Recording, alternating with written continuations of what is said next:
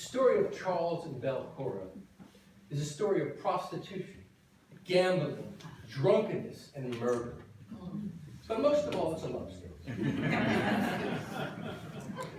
Belle's brothel stood on Grant and Waverly Street, which is now Chinatown. Now, Belle and her consort, Charles Cora, had come from New Orleans. And Belle established, he was a gambler. Belle had established the finest brothel in San Francisco, the most beautiful girls, the most expensive prices, and the most distinguished clientele. And, you know, there were about 8 men to each woman, so it definitely fulfilled a need in those days. And Charles, gambling was very accepted in those days. So Charles was a, relatively honest gambler, and he was well accepted. They were kind of a leading couple in Gold Rush San Francisco. But this is 1855, and soon respectability, middle-class morality, and the Second Vigilance Committee would descend on San Francisco like a giant wet blanket. It started in November 1855.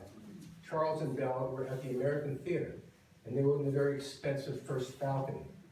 Also in that same balcony was Sheriff William Richardson, the U.S. Marshal, had just been appointed, and his wife.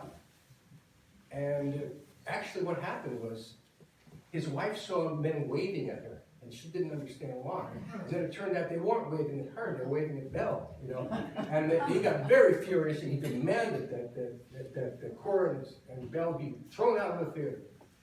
But the manager refused. So Richardson left the theater. Richardson and his wife, furious, left the theater. 2 days later, Richardson accosted Cora in downtown San Francisco and threatened him. Now, a mutual friend sort of smoothed it over. But 2 hours later, they met again, and this was in front of the Blue Wing Saloon on Montgomery Street. They walked down an alley, and angry voices were heard, and then a shot, and Richardson was dead.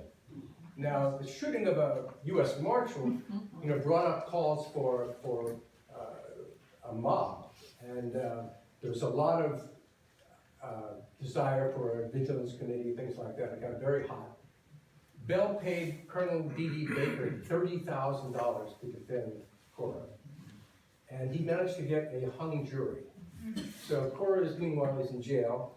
Now, at the same time, James King of William, who was a crusading publisher editor, founded the crusading Daily Bulletin,